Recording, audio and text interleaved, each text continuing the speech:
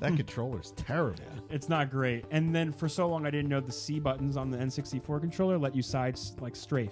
Oh, yeah. I didn't know that. Yeah, For the longest time, I never strafed. No, that's how I was so good at it. Because you were using those C Because the buttons. strafe was how you got everybody. Dude. Those C buttons were like your right stick. Yeah, I could move so fast with those strafes, like back and forth. No odd job, so though. fucked up. No odd job. So funny. No, it was terrible, dude.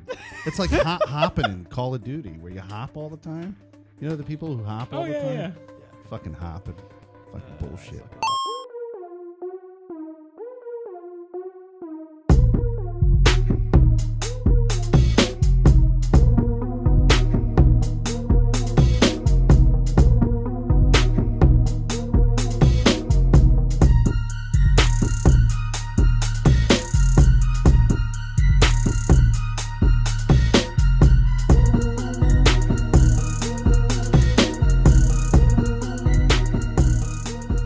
Welcome to episode 177 of the Emergent Gamer podcast. This is Felix Hergood.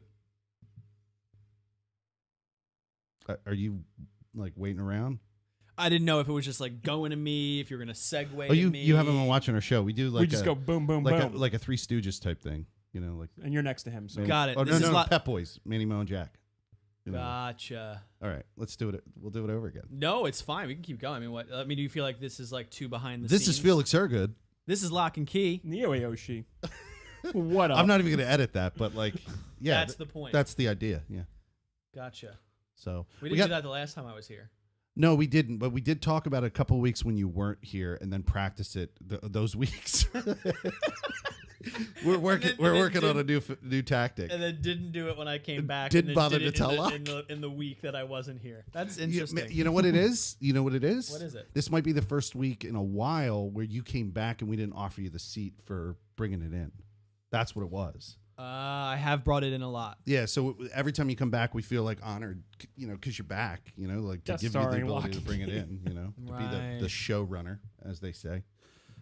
Anyway, we got a huge show, a lot of news, Neo. It was a big week It's a pretty packed week, yeah, I'd say. in comparison to other weeks. Yeah. Yeah, and some of the stuff we may unpack, some of it we might just mention in passing, you know, not really go too in depth on, but like. We definitely want to talk about some things. We want to talk about games that. I want to talk about some games that I played. You just played Destiny, right?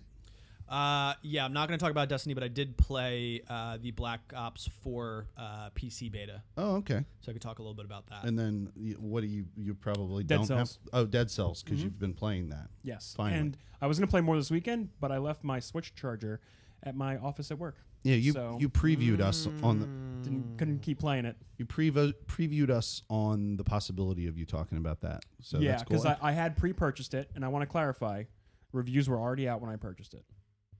Just want to say, because you know me and my anti-pre-order bullshit. Were they genuine reviews or? Yes, no, they were all genuinely positive. The game's been in. Oh yeah, well that's a little preview for later in the show. We're gonna talk about some cool plagiarism. Good old plagiarism. Good old plagiarism. Good old fashioned. No work cited theft. on that YouTube Nope. video. Do you want me to? Do you want to go Kick first? it off. No. Okay. I'll We'll kick go it down. We'll off. go down. We'll the just go fucking right road. down the road, line, baby. Yeah, we'll go like down the Manny, road. Mo, and Jack. Like Manny, Mo, and Jack. By the way, Pep Boys, worst fucking place in the world to take your car.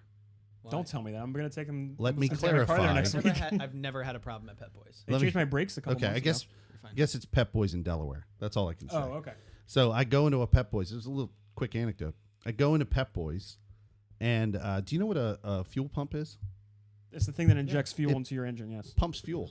That would make sense. Yep. I went in for an oil change and then left Pep Boys, and there was gasoline spewing out of my engine because somebody disconnected my fuel pump.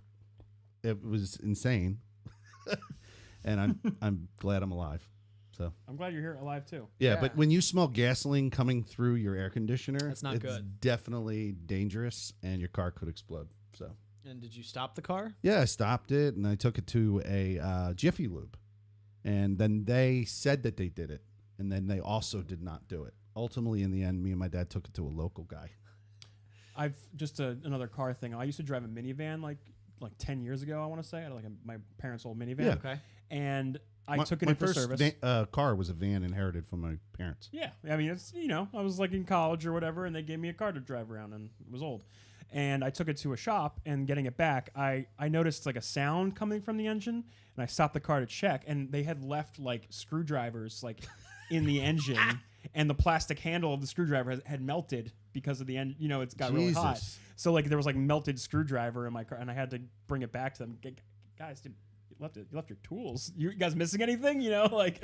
Yeah, I was talking online with some guys over in Europe. You know, I don't even know who I was talking to, Kyle or somebody over in Europe, and I mentioned that there's this concept of like quick service places, like Jiffy Lube or something like that. Dude, this one of my European friends was like flabbergasted that this was even a thing. Like the idea of quick car service? Yeah, quick car service, like almost like fast food. They said like fast food for cars, and I was like, yeah. You Pretty drive similar. in, you get the shit done, and Similar roll idea. right out. Cryptic probably. I don't even know if they have that shit in Canada, but he could probably attest to it. Yeah, I'm not sure. I mean, like Jiffy Lube is quick. Like Pep Boys is not quick. Like it's quicker than going to maybe Right. like a mechanic, but it's not Jiffy Lube. Yeah. Like, Jiffy Lube Express is like 30-minute oil change in and out. dude. Pep Boys is like Scary.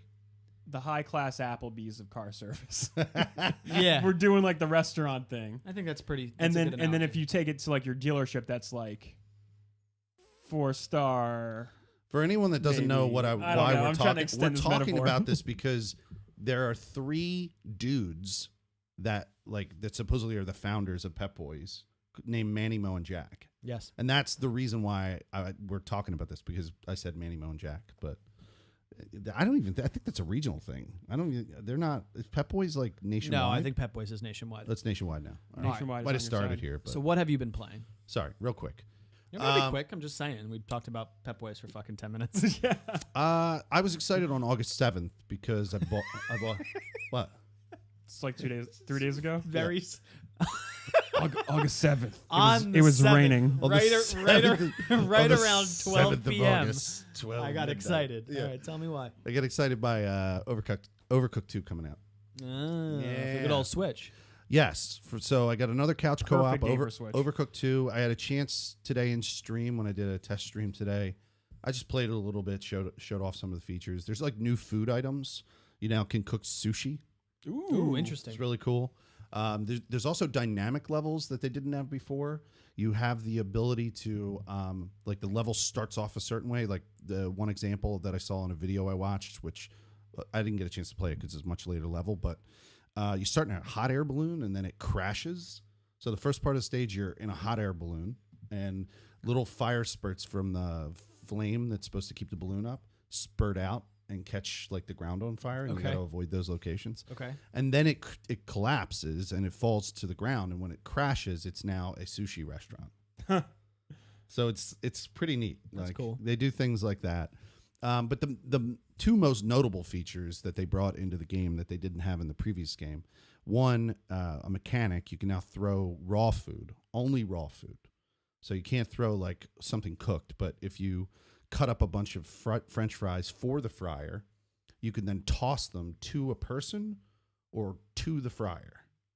You can throw Interesting, food okay. into a fryer. Yeah, I watched a guy in a stream like actually like toss the fries into the fryer, and it started cooking them, and he threw it in, which I thought was That's really some cool. Baller cooking skills. right So there. yeah, that was really cool. So you can do that, and then the other thing that they added was now you can do online play. So- Really? Yeah, so you can play with random people in the world, and I doubt I'm ever going to do that. But like, And Why? friends, like people on your friends list. I'll just friends on your friends list definitely, but like I don't really You're not What? into the multiplayer thing? like no. But for Switch, that do game's they great even for have couch like co-op. how established is the Switch online? It's good. Is it good? now? I've played Mario Kart online. I played Splatoon. you have to online. wait a lot. No, but like we have our buddies at the other Discord, Lunar Castaways. Those guys, they hold like Mario Kart game nights, and they just make a room, and then you Oh. just join on your buddy because he's on your friends list, Hmm. and then it just fills up, and then you're ready to go. And Okay, he then- makes the rules, and then boom, you're in the game. Okay, then that means you should get Overcooked too. Yeah, You. I'll. He's not going to get overcooked too. I'm probably not going to get Overcooked too. Like the first game, still haven't finished. First off, and It's hard. It angers me. We talked about this last week. Really how much, does, How yeah. much it like infuriates me. And like I said, I can die in PUBG. I can fuck up in Destiny all day, but nothing will make me as angry as other people not chopping the lettuce and giving me the lettuce and putting it in the fryer and getting ready. And what you got to wash the dishes, man. Fucking wash those dishes. I know, We got to and- get the next food out. The next order's like I can't. It's way too stressful. Stresses you It's a out. kitchen It's nightmare way for too you. stressful. Kitchen nightmare. It's interesting. Yeah, man. So, in addition to that, on a lark when I was buying that game, I saw that Guns, Gore, and Cannoli 2, which I bought the first one for, Right, and you like the first one? was out, $15 or whatever. So I Okay. bought that. And the interesting thing that excites me about that, so one of the major complaints from Kevin Oates, who's like a connoisseur of these types of games, Right. one of the major complaints from him is in the first game you can only shoot horizontally. You can't shoot up, down, around like Contra. You can't do that. Even Right, Metroid can do that. Right. So a lot of games can do that. You also couldn't jump down if you were at a higher level. You couldn't jump like, you know how they do that in like boards. You'll jump like through floors. Yeah. Contra, jump through a floor to jump down. Yeah. Couldn't do any of that. Now you can do all that. Oh, nice. So you can jump through the floor and then you use the right stick to like move your gun essentially in a 360 degree like angle around you. That's very so cool. it's pretty cool because you can jump away and fire diagonally. So and you love this game because it's got like that Contra feel to it. I loved Contra, Yeah. and this game feels exactly like Contra now. With It did- cool it didn't- mobster zombie skin over Yeah, it. it's just it's mobsters killing zombies. Actually, this storyline starts with you killing mobsters. You're up against mobsters. You eventually then later in the story go to like the old quarantine zone. The quarantine zone is called Thug Town. That's what it's called. Thug Town. Yeah. So you go back to Thug Town and it's quarantine and you fight zombies again. But like, Okay. and there's more zombies. There's bigger zombies. There's Right. all kinds of wacky. When did the zany first shit. one come out? I feel like it was pretty quick to have a sequel. Well, I think I bought the first one super late. Got it. Okay. I think that Because game the first time that I heard about it was you playing it. right. But and I guess you think probably played it I later. bought on. it. So I bought my Switch last December. So I think it probably came out in early 2017, maybe. Okay. Or I mean, mi- they would probably need a little bit of time to release it, but I guess that makes sense. When did the Switch come out? Last March. Right. Not this past March. The March before. Yeah, this like March. early 2017. So maybe this Yeah. game probably wasn't an inaugural game, but it probably came out on the So Switch. it came out in 2015, April 30th on Steam. Oh, 2015. okay. So it 2015. came out into the world through another. Oh, so then that medium makes sense. entirely. About 3 years. Yeah, Mhm. so it's So been they around must for a have while. ported it and Ported it while to working Switch. while working on the second one. Makes Yeah. sense. Very positive reviews on Steam. Yeah. I mean, the Very light. changes that they made to it. Oh, and by the way, one of the funnest experiences I had on my stream was a couch co-op with 4 people In that game. and playing that game at the same time on the hardest difficulty. It's so much fun. It's chaos. Like it's great. Nice. If we ever wanted to do that, that would be pretty cool. So yeah, so I got that, and then the last thing I was going to talk about is I played the special event. I've played every one. I played the Predator. I played the Sam Fisher event in Ghost Recon. So I played the newest one, which is a Rainbow Six Siege special event where actual guest stars, characters from Rainbow Six Siege, come into the world. Who showed up? Was it Give me the names. Sledge? No, Was it? Was it the girl with 2 the girls. pistol? One who's a badass. It's probably the stealth girl that has the pistol that could walk around with silently. Okay. You know that I forget her name, but you know the character that I'm talking about. She's not one Vaguely. She's got tattoos. She's got her face is painted. Yeah, Yeah, she's not a year 1 operator. I think she was a Gotcha. year 2 operator. Gotcha. yeah. I remember seeing her in some of the artwork. Yeah, so she's the character that you meet up with. Is she Hispanic? Probably. I Yeah. don't know, though. So when you meet up with her, the plot line revolves around like her family member has been taken by a cartel, Okay. and she's on like revenge. She's a hell bitch. Like she's gonna take them all out. Sure. And then she joins up with you guys, and then you go in. And personally, I didn't play it very long, not wholly because it was next to impossible to play by yourself. Like I couldn't really play it without other people. Okay. And I didn't really have anyone to play with. I mean, I think that when I played it, it was before I was joined by like Artemis and by Tuna. I don't know if Artemis and Tuna even joined me for that. I was playing it by myself, and even though you have the help of the actual NPC characters, they are not helpful, and it's hard as fuck. Is Like, she with you the whole time? She's with you the whole time, and so is the other operator. There's one other operator. You initially meet an operator who takes you to her. Gotcha. And I did those missions fine. And I was like, oh, this is pretty easy. Until you get to the part that's siege, heavy. Like it's more of the siege game than it is That's Ghost interesting. Recon. And I thought the way they did it kind of was like a low rent version of the game I've watched people play Siege. Right. And I thought this was like a real low rent, cheesy kind of way of doing it. Like, it wasn't as detailed. Obviously, this is not a world with destructive walls and destructive things like that. So there was like certain areas where they had like these, breakaway doors, and it just wasn't like. Yeah, it was just a little.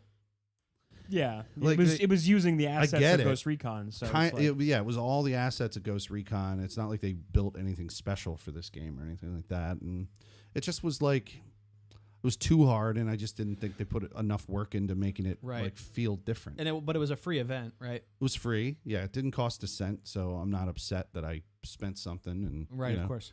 But I'm not. What was the reward for beating it? I don't know. I didn't beat it. Oh, okay. Like, I got to the part where I was surrounded in a building, and I had to go up 6 floors, and every floor had those doors. Sounds like the raid. The doors you have to break. Yeah, 6 floors. But I get in there, and then you're literally surrounded by like. Yeah, cool. I just watched it recently, by the way. For the first time? Yeah, for the first time ever. Oh, God. What It's a a cool good movie. Yeah, it was really good. I actually watched it in full without subtitles because your Plex version doesn't have subtitles. Oh, really? I started watching it one night and I was like, I can't do this without subtitles. And then I kept hearing about it and I was like, fuck it, I'm going to just watch the movie without subtitles. And I watched the whole movie without just subtitles. text me, dude. Well, I don't want to annoy you. Bro, I need subtitles for the raid. I'd be like, Locke, what the fuck are you talking about? Yeah. I watched a dubbed version the Trab had. Okay. So I mean, you're watching it for the action. Like, you can tell via facial expression, like, what's going on. You know, yeah, for the but most part. his dub was really good. I Nice. mean, cheesy American They actors. came out with a second one, I think. Mm-hmm. The Raid 2. Mhm. I never watched that one, though. I planned to go over to his place. He got a Trab like decked out his sound system, and he's got like a really nice room to watch movies. And we're gonna do it periodically. I'm just gonna that's go cool. over. Yeah, just to hang out. Yeah. You know, it was a pretty good time. So, but the first movie I picked for the first time we did it was The Raid. But anyway, in this game, Squirrel. I start going up the 6th floor, the 6 floors, and there's like, dude, there had to have been like 60 to 100 dudes who were outside that I would have had to go through and kill. I'm like, this That's a lot is of clearly dudes. made for 4 people. Like, this is an event where 4 people And they should didn't be playing. tailor it. the difficulty for Doesn't like a solo. it doesn't seem like it. Right. Now in the game's defense, I don't know if I can't remember if I was on extreme when I was playing it or not. I think I might. I think if I turned off the extreme difficulty, maybe I could do it, but I just didn't feel like it. Right. You know, I'm too preoccupied in other aspects of that game. Like, I'm trying to complete the Narco Road DLC right now. So and that's great, by the way. It adds nitro to every single car in the game. So every car, all these cars have nitro, and there's all these they're called nitro extreme events where you got to jump off ramps, and there's one where you have to skydive. There's a trophy you can get where you skydive out of a plane through like this ring and shit. It's all Sounds fun. yeah. It's a lot of fun. I feel like they're trying to make Ghost Recon like an action version of GTA. No, let's just say Yeah. they totally for this. You know, like they're trying to make it like yeah. a sandbox game. Mm-hmm. You They know? totally don't even know. I watched a really great review of Ghost Recon where they talked about how this game doesn't know what kind of game it wants to It be. has no idea. Like, it has like a political motivation, but it only half-asses that. Right. It's kind of an open world game, but it kind of half-asses that. Yeah. It's kind of like they did say the one thing that it does really well is it's a game that's fun to play with other people. Like, that's fun. We had a pretty good time when we did the free to play, right? Like the free to play weekend. I just didn't see it. Yeah, it was fun. I just didn't see it having legs past that. Right. For me. And that's what the guy in the review was saying. He's saying, like, it's great with other people, but then it has all these like decisions that it doesn't really kind of make. Right. You Like, know? I would have never, because it was a free to play weekend and then it was 50% off during that weekend. And we were like, I was thinking about buying it, but then like everyone that was playing it with us was like, oh, I'm not going to get it. And I was like, well, no one here is getting it. I'm definitely not buying Yeah. it for 50% off because I'm not going to play it solo. Yeah. But And then when you play it solo, the thing that stinks is it's like it sets it up like it's going to be this game with all these choices, and then it doesn't really give you a choice for some of the most important moments. Like, you know, like you spend all this time, the one guy was illustrating, he's like, I spent all this time like building up my ability to stealth people and take people out, which he said was a really rewarding aspect to the game. But then when it came down to like numerous final conflicts, it basically just forced me to do it one way, like all out warfare. instead of being able to do like, it like Hitman style, where and you that's can choose. yeah, it's some bullshit. Like if you spend all that time investing in playing the game more stealth, and then you get to that end, and it just forces you to go all like the final mission. I had to cheese. I cheesed the final mission of the game. Of course you did. Oh, I had to. So you want to know? He how always has. You want to know how I cheesed I gotta it? cheese it, dude. You want to know how I cheesed it? Of course I do. So in the final mission, you have to drive basically up a mountain through numerous roadblocks with dudes who are going to kill you. I just Always took dude's it. gonna kill you. So I spawned a helicopter, and I flew it all the way up to the highest height of the game. I'm talking like 3,000 meters up or whatever. And then I flew to the spot and landed on top of the building where the guy is.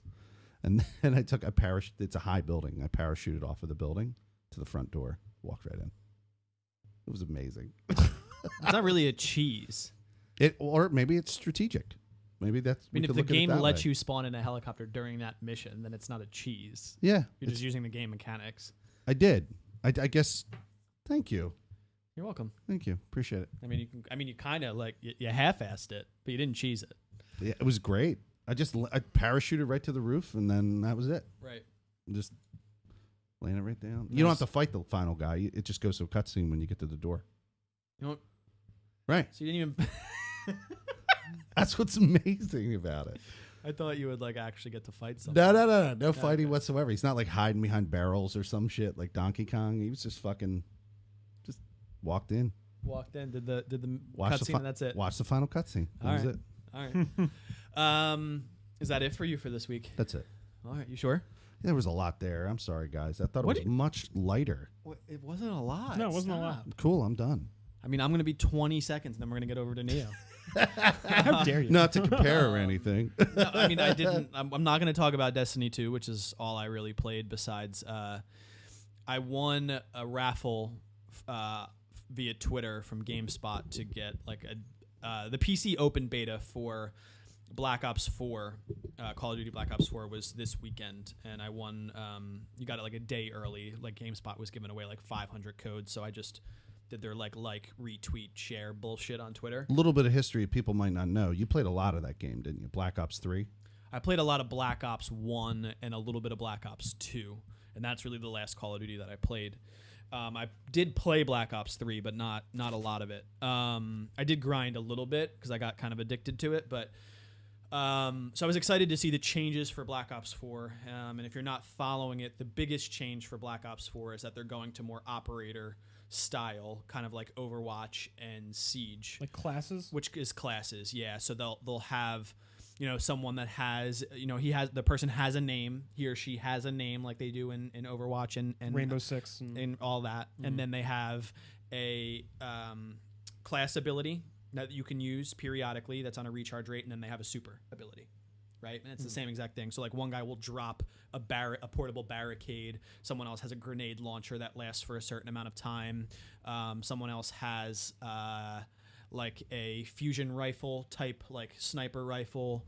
The weird thing about it though is there's a constant heal that refreshes like every 3 seconds. You just hit X and you literally heal yourself. Oh, that was one of the big changes they were making. Yeah, so you're able to heal yourself, but what's interesting is that the recharge rate is extremely fast. You're not punished for using it because like I would use it where I only had like minus 10 damage, and I would use it and get it back before I would get in the next gunfight. So it's interesting that they didn't make it something that you have to choose to use. Like your class ability, not your special ability, but your class ability is on a high cooldown. Like if you use it, you're probably waiting a minute to 2 minutes before you can use it again. But this is probably on a 15-second respawn rate. It sounds like they want to encourage you to use it. They definitely do. They want to keep reminding you like, hey, this is how you got to do it now. Yeah, it's really interesting because in Call of Duties in the past, you didn't heal. Yeah, it was like you just waited out the recovery. Yeah, and then like in the hardcore modes, you just didn't heal. Like you just kept your damage, wherever you were at. So it was nice to see the class abilities and choosing who you want. And inside your class abilities, you can then choose like a loadout.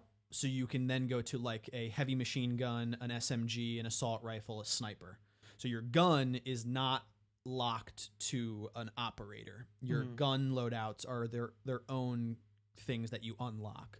So I had unlocked all the different gun sets by the time I was done playing the beta, which was probably only probably somewhere between like 10 to 15 matches over the course of 2 days because I didn't have a ton of time. But it still didn't really do it for me, unfortunately. It definitely is trying to evolve the Call of Duty series, but it's still very much a Call of Duty game, if that makes sense. Mm-hmm. Like I was describing it on Discord the other night that like I was envisioning it to be a faster paced Rainbow Six Siege, because right now Siege very slow. Like your Siege matches are very, very slow.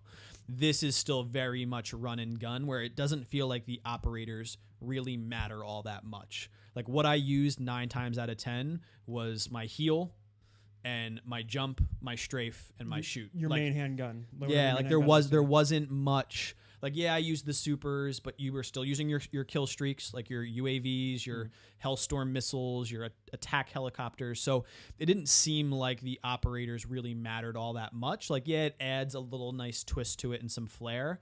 I think for fans of Call of Duty, it's going to be enough of a mix-up where people might fall in love with it again if they've been a little bit bored with the most recent versions of Call of Duty, but it's not something that I would be buying. Now they emphasize like there's no more wall running.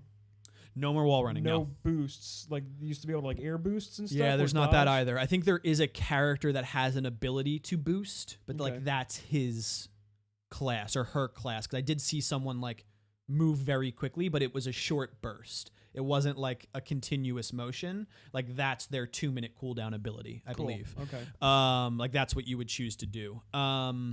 So it's not like the Advanced Warfare type Call of Duty, but it is still very much like just rush the control point. Who gives a shit if you die, because you're just going to spawn back in and just rush again until you. So it didn't feel refreshing. It did feel nice to play it on mouse and keyboard. I think this will be the first Call of Duty that actually will be successful on PC because of it being integrated into BattleNet. Right, so Activision with partnership, Destiny launches from BattleNet. Call of Duty Black Ops 4 will now launch from BattleNet. It's not being hosted through Steam like previous games were, and the PC community for Call of Duty was usually horrendously low. The support was atrocious for it, and it was a console game mostly. Right. I think we'll see more PC players with this version because of its integration with BattleNet and them having more of a focus on it with the PC platform. I think maybe on like an extreme flash sale for dirt cheap, I would pick it up to just have another shooter to play, but it's not something unless the Battle Royale mode is extremely good. There would be no reason for me to get it. So from what I understand, that Battle Royale mode, from some things that I've heard about it, it's going to be like a large map, and what they're doing is they're taking, like how like they have like Nuketown and like all these other like maps that they have, and they're kind of like putting them in a island, organizing them in a way like, oh, now you're running through Nuketown, and now you're running. That's what I've heard. Yeah. That's from what I understand. It's like something like what they're doing. Yeah, and they're saying the map is going to be huge. Like they keep like bigger than any Call of Duty map ever. Yeah, like they keep saying that the whatever they're doing for their Battle Royale mode, that it's going to be a massive experience. Now, apparently the Battle Royale mode is going to have a beta come September, because I think the game launches in October. See, that I might install. If that's accurate, and I will definitely try the beta. I don't know if I would buy a $50 or like a $60 title solely for a Battle Royale mode, but if it was that much fun and there were that many people playing it, I probably would, I guess. Still gotta see Battlefield. But true, that's very true. I think I would buy Battlefield before I would buy,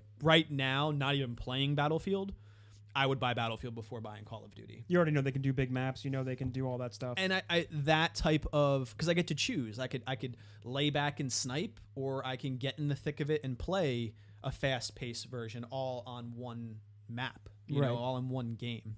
But I guess the way that I would summarize it is, if you have been a fan of Call of Duty, or you are still a fan of Call of Duty, this is a nice twist and a refreshing look at the series. But if you are not a fan of it, I don't see this being the one that brings you back into the fold.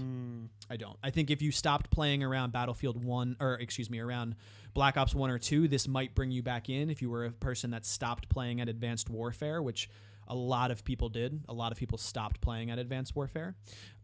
This may be something that you'll be able to pick back up. But right now it's a overall miss for me. There's other shooters that I would probably rather play. Tons of other stuff coming out. Yeah, They're doing stuff new and fresh and they're whatever. they're not going to have a story. No story, which is interesting Zombies because will kind of have one. what's super interesting about that is I don't know where the time went in development.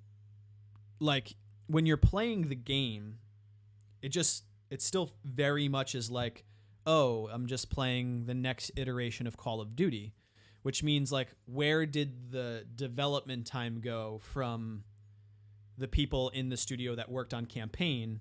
Where does that translate into the finished product that we now have? Battle Royale? Maybe. Well, Or maybe sounds creating like, the operators and seeing how they work with one another and what the balance is there. I don't know. Well, it sounds like they had a campaign at some point, and throughout the development, they were like, okay, well, this isn't coming along the way we wanted it to. Battle Royales are getting popular. Let's just scrap it and focus on making that. Is sense. from what I understand is what happened. What happened. And it's weird. Like, why do you even call it Black Ops 4 if they're not going to follow the story of Black Ops or however they're telling it? Very true. I think they could have just named it its own, like ended Black Ops at 3, and then just named this a new Like iteration a new of itself. Subtitle, yeah. Right. But for right now, I think I would honestly, if you're trying to figure out what game to buy, I would buy Siege. Yeah. I really would. Like the next sale for Siege, I'm gonna pick it up. You didn't get it yet? I did not buy it last time, but I have the Steam cache from my return of Final Fantasy 12. Oh, right. So whenever the next flash sale is for Siege, which will probably be coming around soon because it happens every once a month. I have that. I know a few people who do. I'm sure they'd be down to play. Yeah, I would recommend that over Call of Duty. If you're looking for a tactical shooter to play, It is very tactical. I think that's probably the one shooter that I would recommend right now. It is the most tactical I've seen. Yeah, the community's not so great in terms of like the ranked community, but they've cut down on a lot of that bullshit. Ubisoft has been banning people left and right for any type of like Cheating. hate speech. No, like if you use any type of like inappropriate language, like to other people, bans. Like they're Keeping it clean. They're literally just throwing people by the wayside. It's crazy. But yeah, I mean, I guess more to come on Black Ops if they do a beta. Yeah, they should. I mean, yeah, I'm all about censorship and. Well, it's the text game. chat. Like in on the PC for Siege, like you could just hop into the game chat via text and just like literally like bombard someone with hate speech, toxicity. Yeah. And they've just. I also think on the live mics in that game also probably should. Yeah, I think that's just hard. That's just harder to. Right. People would have to report. Yeah. Right. Like the text chat, they probably have a log and can see what people are saying. That's one of the reasons why I always thought Destiny was a superior game. Because of how limited the chatting was? Because it never allowed people to just be toxic to each other all the time. You can't hear anybody. You can hear the people that you're friends with. But true. I mean, you can join team chat, but people just don't. Yeah. They don't. It was never something that they really pushed. They offered it later, right? It was like an afterthought. Didn't team chat like show up like much later into D1? I don't remember. Yeah, I remember it showing up, and then they were like, "Hey, there was an update," and they were like, "Now Team Chat's available," and all of us were like, "We're not doing that." No, never. We don't want to hear 10-year-old kids screaming at us, screeching. Oh, dude, I was playing GTA with this kid from England, and he was Speaking like 10. of toxic people in the games. No, get this. He was 10 years old. Yeah. He was super respectful. You know, he's British. British kids are always super respectful. For the most part. Seems like a stereotype. Yeah, I know. But British children are respectful. The funniest thing, dude, this guy comes in the chat and he starts going, "Hey, I see you got a squeaker with you." And it's like, "Tell him to stop calling me a squeaker." I don't appreciate it. He was polite to the person. He was so polite. That's fantastic. He was so pissed that this guy was calling him a squeaker. He's like, "I'm almost 11." That's funny. How did you link up with a 10-year-old? No, it's just one of these things where, like I'm playing live and then they come into the chat. And they just want to play. And can we play? Oh, gotcha. Yeah. I didn't know if it was someone else from the community this was just. No, it's just a kid who he's come in actually a couple of times when I play GTA. He just comes in and he asks politely if he can play with us. And, he's competent with Discord. God, that's a godsend when I meet a person who's just Who knows competent Discord. with Discord. Yeah, like he knows how to use it. I'm like, oh, you're 10 years old? You know how to use Discord? Come on in. You know, like, Yeah. dude, because I tell people clearly, I'm like, I don't use the Xbox chat. I don't use the PS4 chat. I use Discord. That's the only way you can play with me. I have a message that pops up that says, I will only play games with you. Yet they still are persistent. They keep this one kid one day I was playing with him. I said, come on in. He kept sending me an Xbox party chat invite. Xbox party. I finally was like, okay, kick. Why wouldn't you just ban his messages? No. You mean in Xbox? Yeah, so that way he couldn't invite you, but you could still play. Oh, no. Mute him in Xbox or whatever. I don't know if I know how to do that. You can turn off notifications for a player. Oh, I probably didn't know how to do that. It's fine. But yeah, but it was just like, it was funny. All right, Dead Cells. All right, let's do it. Sorry. So I just want to start by saying I think I've burned out on Destiny a little bit. I'm not going to stop. I'm probably going to play again tomorrow. Don't worry about it. But today I had to stop myself. Yeah, I mean, your burnout is a 100% you thing. Oh, totally. You are grinding more than any of us. It's true. It's true. And I'm gonna take a step back from that.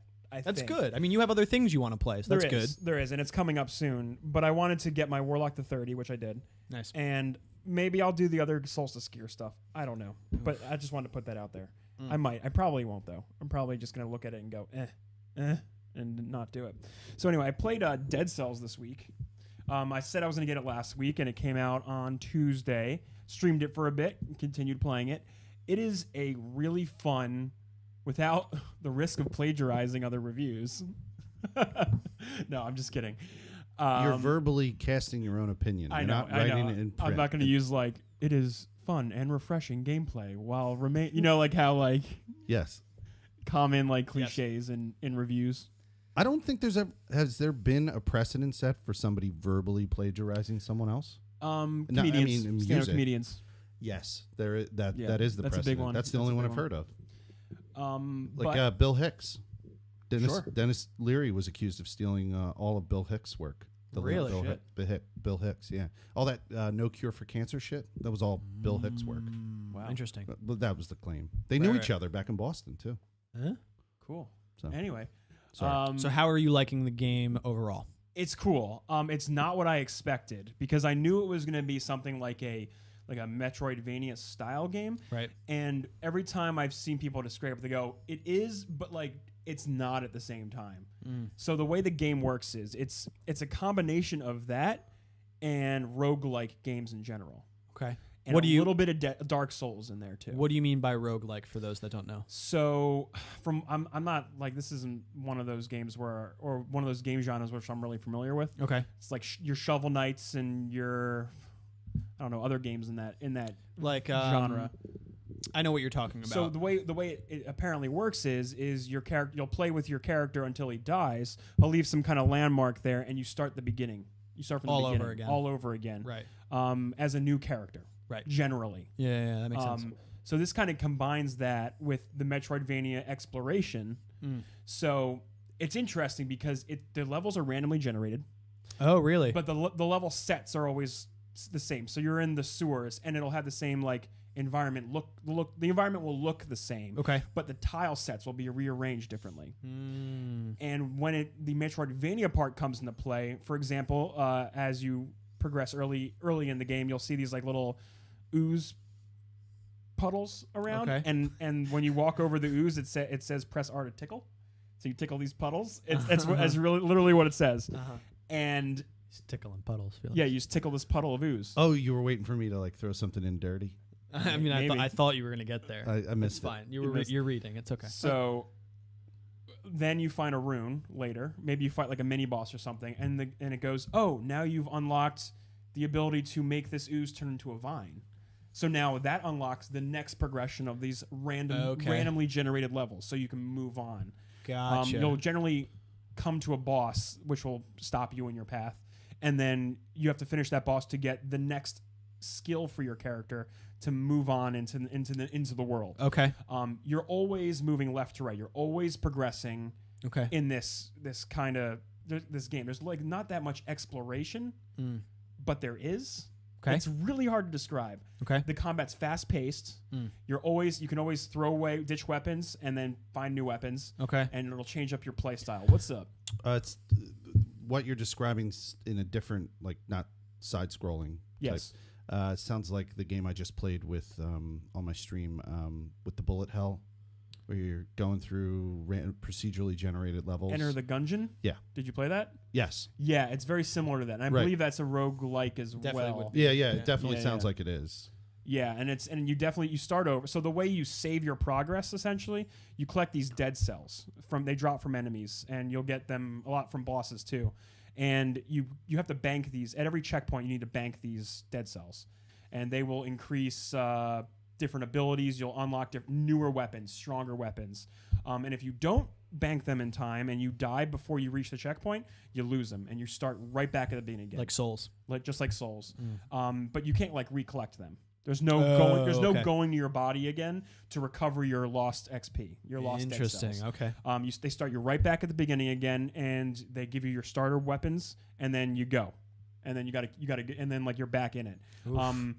They kind of give you the option to pick which way you want to go in the game. So you can either so you start in the underground sewers, and then you can go to the plague sewers, or you can go to the promenade, which will take you in a different direction, and it'll kind of branch out in a way.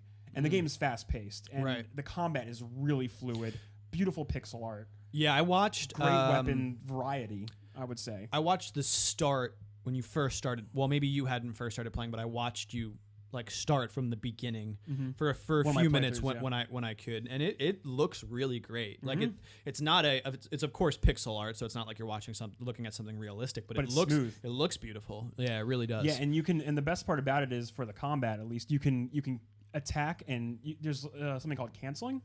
Okay. So if I'm in the middle of it, one of my weapons that I really like using is the really heavy two-handed sword. It's very slow. Right. But let's say I'm going to take damage and I'm in the middle of my animation. I can cancel out of that animation and dodge roll.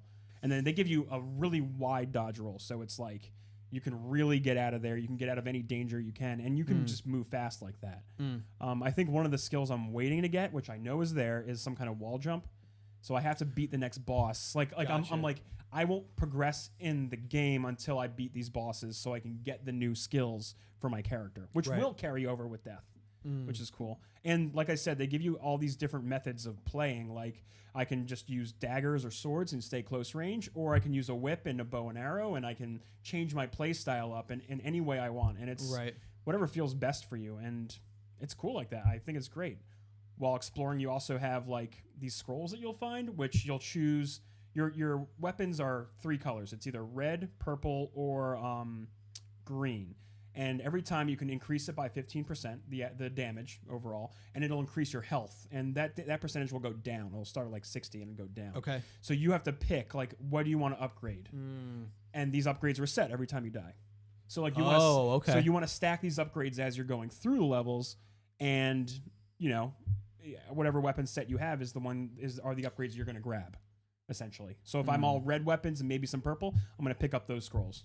Right. If I want green is something I haven't used that much. A lot of shields. I don't want to use any. I don't want to be passive while I'm playing. I personally want to just be more active oriented, I guess you could say. Right. But there's all kinds of cool gadgets and stuff. You can throw traps down. You can so you have whips. I found a really cool rapier, which was the first time I saw one of those. That was a really fun one. Yeah, and you do a stabbing motion. Yeah, it's very fast-paced wrist game. work. That's my rapier work. It's great right wrist work. So is it a relatively long game? I know you said you're still playing it, but do you know overall if it's a lot of levels? Well, I haven't gotten to the end yet, but I'm waiting to push through certain areas. I think the furthest I got is some place called the Ramparts, which is another set of another tile set, so to speak. But I have to push through these bosses, which are hard. So I'm gonna have to keep banking dead souls, dead cells. Right. Sorry, Bloodborns. What? Okay. Whatever they are. Whatever. Bloodborne. You have to keep banking these upgrades so I can move on. So one of the upgrades I'm focusing on right now is health flasks. So right now I got 2. I upgraded for 1. So now, and you can only healing is kind of a difficult thing to come by in the game. Right. Every time you reach a checkpoint, you refill your flask, kind of like Dark Souls. You get the Yeah, Right, I was going to say you using the term banking. I used that a lot when I was playing Bloodborne. I got to bank these. You got to bank for your points or XP. whatever. Yeah, Bank your absolutely. XP, yeah. Yeah, it's that style of game definitely. Yeah, you gather your XP and you don't want to lose it because it's easy to die in these games. Right. It's very easy to die in this one too, for sure. You'll fuck up constantly or just to get overpowered. And you're doing Switch, not PC? On the Switch, correct? Okay. Because I like having it at work. Like, Oh, of course. Yeah. I was gonna play it more this weekend, but I left my charger at my desk at work. So yeah. it's unfortunate. I'm like, shit. Now I gotta play Destiny. Oh man. Oh, that's horrible. Rough life. I might try and play some PUBG this week. It's been a while. I would love to play some PUBG. Would you want to just change it up a little bit? I booted it up and played 2 solo matches on Mini Royale, and like I don't enjoy the game solo anymore. I don't think I ever really enjoyed it solo that much. Like I really did enjoy playing duos or squads. I would definitely do it. I mean, there's not much left that I really like. I am not doing the Solstice grind for more than one character. I want to get another character to level 30, so I may do that. But in terms of end game stuff, it's really just collecting random bullshit now that like... If we can, I'd like to try Spire. I would like to do Spire. I would like to do some of the events that we haven't done yet, like that. And I'd get back on just a raid. I do that. Yeah, I totally. But I'm not logging in to do milestones anymore. No, like you don't need to do that anymore. So it's like if we're gonna put a group together to do something, like I would EP again, like that type of stuff. But those are like maybe one night of the week that we get that together. Like I'm not gonna log in. And, yeah, you know what I'm saying. So I think I would do some PUBG for sure, because I miss it, and we now know that they're actively working on fixing it somehow. So yeah, if you want to jump right into the news, then. Yeah, let's do it. Do you want to start with the Dead Cells news, or do you want to do PUBG stuff? No, let's hit Dead Cells. So this week, the embargo came out for the reviewing of Dead Cells was released probably right before our show from last week. So like that's how like I brought up Dead Cells last week because I was like, okay, the reviews are coming out. It's been in early access. People have been playing it for over a year, and now it's like finally being released to the masses, on all consoles. Was the idea? Oh, it is on PS4 and Xbox as well. Yes, got it. So this was its official launch on consoles from just PC. Right. So what happened was, small YouTube channel called Boomstick Gaming released their review of Dead Cells about a week before our show last week. Got it. And the IGN guy. I should bring up these articles just so I can review his name. Yeah. Hang on one second. His name is. I'm looking right at it. It's Philip Mushin. Philip Mushin. So he is the Nintendo editor was the Nintendo editor of IGN, and he tweeted, "Hey, I'm really excited to put out my Dead Cells, Dead Cells.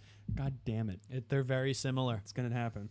And but didn't he say this was like his first video review at IGN? Yeah. It's like I'm very that was his tweet. Like I'm super excited to release this review because this is my first video review that I've done at IGN. Like I'm super stoked for you guys to see it. Yep. So he put his video out, his review, and then that night or the next morning, because I remember waking up and then my Twitter feed was exploding. I was feeding my son. I woke up, looked at my thing, and I was like, "Holy shit!" I was feeding my son around 3 or 4 a.m. and Twitter was already going nuts. It was already going nuts. Oh yeah, because someone had retweeted or liked the Boomstick Gaming guy saying, "What am I going to do?" And at this point, this thing had maybe 10 comments and a few retweets. So like this was like the start of like it like taking off. Right. Well, because it started from the Boomstick Gaming guy. Yeah. His channel put a video up saying, "IGN stole my review. What do I do?" Right. Was the name of his video. And he's like, "Listen, I put this video out last week and IGN put this one out this week.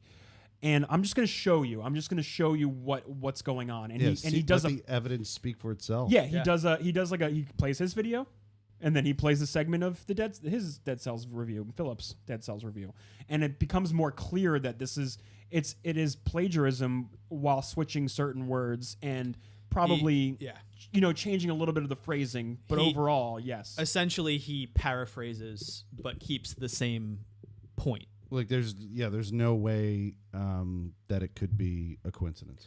It would be a coincidence if one or two sections of the review were the same. But when the whole video review clip after clip or section after section is the same. Well, Yeah. then no, it was just like he took the Cliff Notes version of this dude's He was review. fucking lazy. Right. He didn't Right. feel like doing But, the work. Yeah, but then it gets a little bit crazier the from best there part as the week is goes on. Jason Schreier, one of the big names in gaming journalism. He's probably one of the guys who breaks most stories, honestly. Via He Kotaku. via Kotaku. Because Yeah. so far, he's actually been writing his own. Yeah, he has been doing his own work. Yeah. he does Yeah, do his own work. He tweeted today. Side note, I'm sorry. He tweeted today. He goes, "This is how I do my work," and it was a screenshot of Google. That said how to write a book, and it was like the top Google hits for like how to write a book successfully. It was so funny. He's a funny guy. Hilarious. Yeah, and I started listening to his podcast, Split Screen too. He talks a lot I didn't about it realize as he well. had one. Oh yeah, Kotaku Split Screen is theirs. Okay. So. Okay. But yeah, don't want to give them a shout out, I guess. Whatever. Let's do it. Anyway, so Mr. Jason Schreier here looks deeper into it, and he's like, okay, so plagiarizers. I was gonna say, as long as you're not shouting out his work. I would never not give him credit for it. That would be wrong. But yeah, he goes. Plagiarizers don't just come about. They usually do this. So he dug into Philip's work and found more evidence of plagiarizing. Apparently, he found a FIFA 18 review for Nintendo Switch, I guess. And it sounds like he copied. He copied the review that Nintendo Life put out. Yes. Wow. And it's essentially the same exact thing, paraphrasing words and stuff. Their words, their main points, but paraphrasing using a few different language. The interesting thing is that what's his last name? Munchin, whatever who fucking cares? Munching on somebody else's stuff. Burn. You're just a witty individual tonight. Got him. He releases a public apology video. He right? does. Yeah. Where he doesn't was like actually apologize. He does this or one admit that he did it yeah, wrong. so he goes, all of this was not intentional, right? Yeah, he goes, I did not intentionally do this. I did not mean to plagiarize or rip off anyone's review. It's just a coincidence that the reviews are this similar. And he completely deflects and doesn't actually own the fact that the internet and this dude has caught him in a lie. So he doubles down on not owning it. And he apologizes to the Dead Cells developers for sorry for getting you in the middle of this. And you know what? I'm sure they're like, no man, keep it up. Everyone's talking about a 9.0 review that you're giving our game and how you copied it. So our game's fine. Don't worry about us. We're good. By the way, game is really fun. I would rate it really high. Cool. Just saying. Continue. Would you give it a 9? I guess so. Maybe. Let me finish it first. Get to the end. Yeah, let him finish it.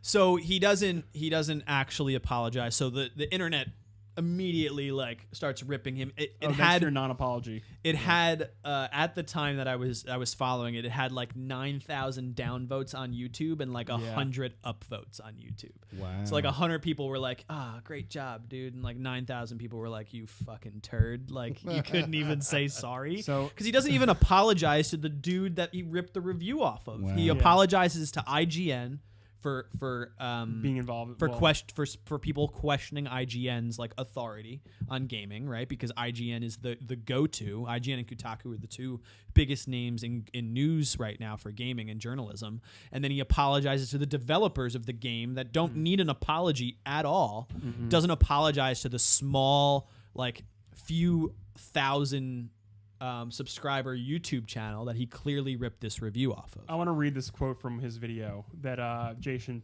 put in his article. He said, "You can keep looking, Kotaku, and please let me know if you find anything." Which, by the way, their news editor, Jason Schreier, tried to imply my FIFA 18 review was also inauthentic. So he's like, please let me know if you find anything. But this thing that you already did find, I don't know. Not this one. Right. This isn't the one. He's like, maybe he was implying that they're similarly opinionated reviews, then you're plagiarizing, or maybe he was trying to get as many clicks off my name right now as possible, or maybe he just likes kicking people when they're down. I don't know. Check it out for yourselves. You be the judge. But then below that, Jason literally puts the example of the he puts the two FIFA paragraphs of the FIFA review. Yeah, and they're the same. They are. Yep. Give or take some words. They're just It's the same paragraph. Go on. So I've heard, I was skimming through comments and I was like watching people talk about this or whatever. Yeah. And, like I have personal experience being in the journalism major at Temple University, which I promptly, when I got to the Rupert Murdoch phone hacking scandal, in an ethics in journalism class, I promptly said, okay, journalism is not for me. And one of the things that brought this to my attention, like in my mind, that gave me an epiphany, was there are licenses for doctors. There's licenses for all these other industries, right? And we've never gone in that direction because we're worried about freedom of speech. I get it. Sure. But I personally think, and this is a personal belief, I think there needs to be something that just qualifies somebody. Something that qualifies. Well, I guess in the case of not a license, it would be not a a permission, right? I guess it would be a degree in journalism degree. shows That's that enough, right? that you've gone through the training to know Well, what it takes. It still doesn't even work because even after people have done this, they've gotten that degree and moved on to higher. Like we studied, in addition to Rupert Murdoch's phone hacking scandal, we studied a person who worked for the New York Times. I don't remember him by name, who plagiarized a ton of people and then got caught at the New York Times. Well, I think the way that gets checked is once you get caught, you get pretty much flogged from the community. Yeah. So the other side This of dude my is thought process, never going to be an editor again. He's never going to work for any game site again, probably. No. So there's a dichotomy in my mind because I say to myself, oh, maybe we need some kind of like government body regulating whatever. I think that's the extreme. Especially in the internet day and age, people are going to figure you out. You can't just plagiarize because people are like, well, the boomstick guy was like, what, you think I wasn't going to notice? Mm-hmm. You think this wasn't going to like, you know what I mean? Like I'm some small time guy, but everyone's got their eyes on you, IGN. Yeah. You're the big fish. Yeah, Right. so one side of my mind is saying, maybe there's need some regulation, but then the other side of my mind, I was watching, this was a video, and I, running the risk of plagiarizing somebody else, I don't even remember this person by name, but there was a video I was watching. We know you didn't do it, so it's fine. There was a video I was watching, one of those Facebook videos that comes up, where this person was just, she was illustrating the whole argument that like, I'm entitled to my opinion. The right wing, they have this thing where they're like, you're limiting my free speech. I'm entitled to my opinion. Yeah, there's a lot going on with those media platforms right now. But she made this really good point in the video where she said, you're absolutely 100% entitled to your opinion, but you're also entitled when you do something publicly to be criticized back for it. You absolutely are. So and I think that applies to plagiarism as well. You're entitled to like rip somebody else off, but then the world is entitled to tear you a fucking asshole. Yeah, and people in your industry making that will mistake. call you out on it, and there will be repercussions for that. Listen, the scary thing about this is that like Boomstick Gaming is one of hundreds of people creating game reviews. One of hundreds of people doing what we're doing here. The scary thing about it is that it is very easy for an editor to find a small channel where they like the review that someone put out and take the gamble, right? The downfall of this, to your point, is that person then hopped on their soapbox on Twitter and was like, IGN, what do I do? My small community, what do we do? It catches fire, and now we have Kotaku and all of these people bringing it up, and like it's interesting to see that should this have been 5 years ago or 10 years ago, like that person would have just got their review ripped off, and that would have been the end of it. Yeah. Right? Like no one would have known. This dude would have like about that. Yeah. Like internally he would have been like, shit, like why do I even keep doing this if IGN's just going to steal my reviews? Like Boomstick Gaming probably got a huge spike in people following their YouTube channel now, right? And like, so it's interesting to see the positive side of things, right? Like that, like the community took that back, right? But it's also scary to think how many times has this happened in the past or currently happening with even smaller channels where that person truly doesn't have a voice, right? Yeah, how many times has a bigger fish in the sea like taken a story from a smaller fish and didn't fucking tell anybody about it. Right. And if that person has a small, let's say 100 or less community, that's not going to catch fire as likely to catch fire on Twitter or any other social media platform to become a thing that then blows up into something that every news article in the sphere of gaming is reporting on, right? So yeah, like this one happened, but Twitter was definitely his best resource for this situation, because he tweeted it out and he tagged them in the post, and he tagged the dude. Yeah, he tagged Philip. He tagged Philip in the original tweet and was like, "Hey, dude, I don't think you meant to do. I'm gonna assume you didn't mean to do this, but like you did. I do would have appreciated the credit or a little shout out. Yeah. Damn. It's one of the reasons. I'm gonna be honest with you, in terms of like everyone's said in the early days of us doing this podcast, they would say like, you should do articles, dude. You really should do articles. See, I really want to do written word. I know. I'm not saying we don't do written word. Yeah. I'm just saying we got to be really damn careful because we are small. Promise you guys I won't plagiarize. No. I'm not worried about you. Promise you. I'm worried about I really hope you don't. writing a good. I'm worried about you writing a good article and then it ending up in the meat grinder of an industry with this kind of fucking awful, unethical behavior. Hey, but maybe Neo's article is the coattails we need to get in the mainstream. Put some good articles out there, dude, and then maybe just send them to some editors so they steal them. It's funny because I've actually leave them on the street. Just walk by IGN headquarters. Go to a telephone pole and just staple them to the telephone and then I'll tweet poles. like a picture of like a printouts on the ground and be like, "Hey, IGN, I left this outside out front. You want to give me credit for this?" No, hey, what's up, guys?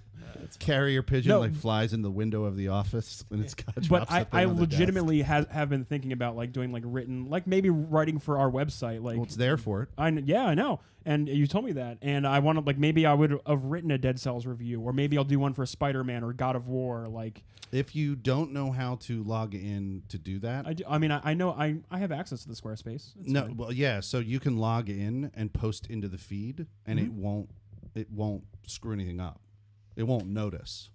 We'll talk about this off camera. It's a technical thing, but like that's fine. You can do it very easily. You can. I would love to read. You can. Reviews. You know what's crazy? Would you? Yeah. You know what's crazy? You can do it. All right.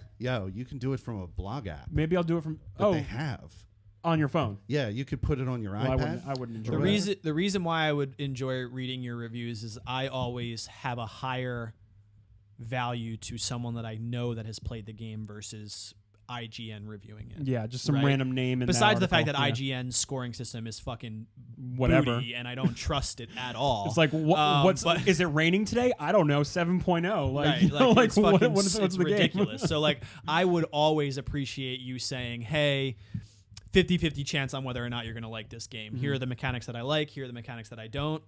Flip a coin, maybe you'll like it." Or like, "I love this game. Here are the reasons why. I hated this game. Here are the reasons why." Because I would value your opinion over any major publication. Put your photo next to the byline. Yeah, it's just right there. Yeah.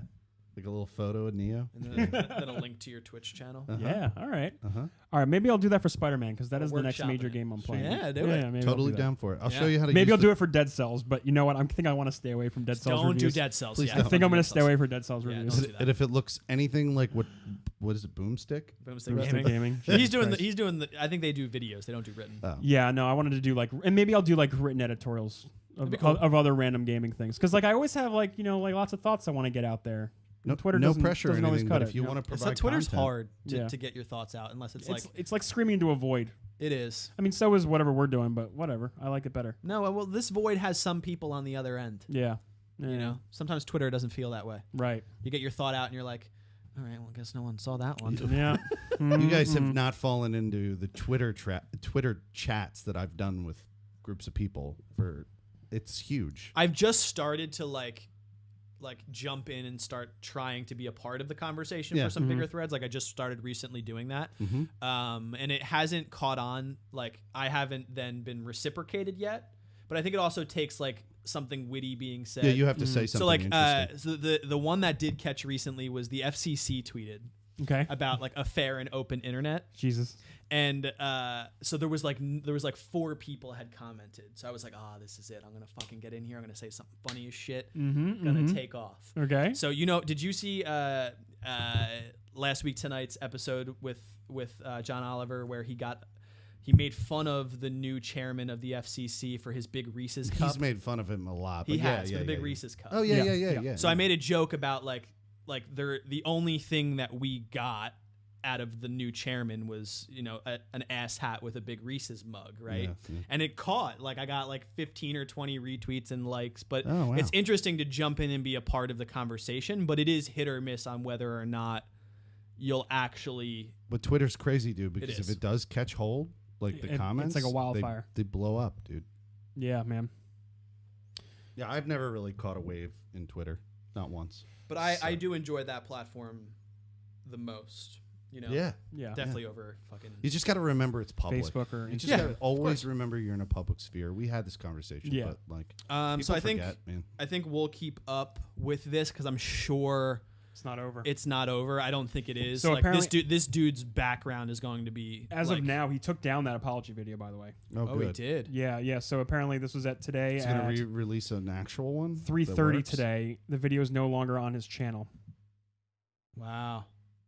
Yeah, Interesting.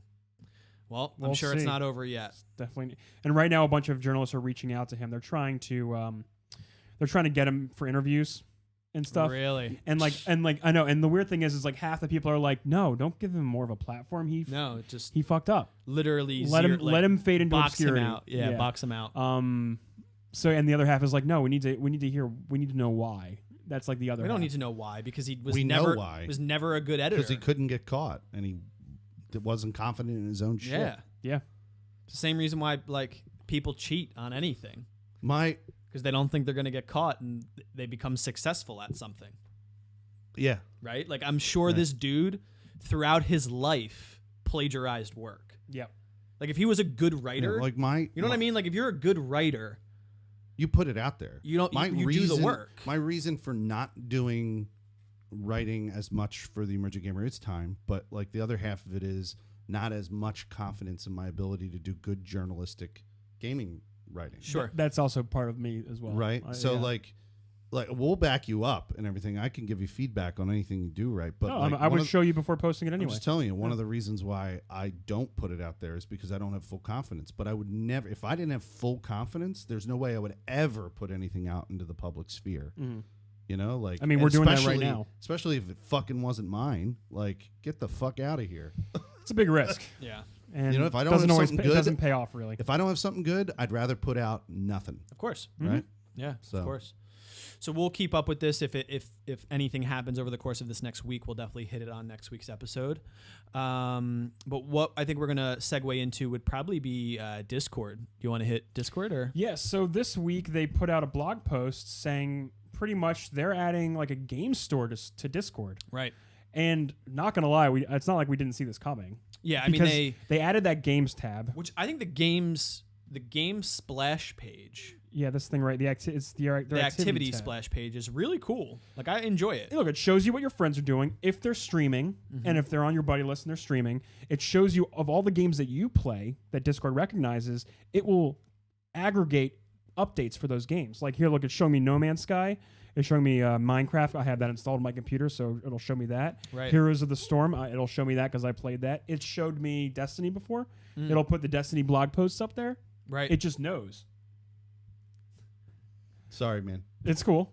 You were talking about Discord, and I realized Tuna is still in my Discord. He's in a voice chat, sleeping. he's been as we're recording this. He's been live on his channel the whole time. just like passed out on it. We Just, love like, you, fall Tuna. asleep. We love you, Tuna. Quality yeah, so content. I think it makes sense for Discord, right? Discord is a super popular application, right?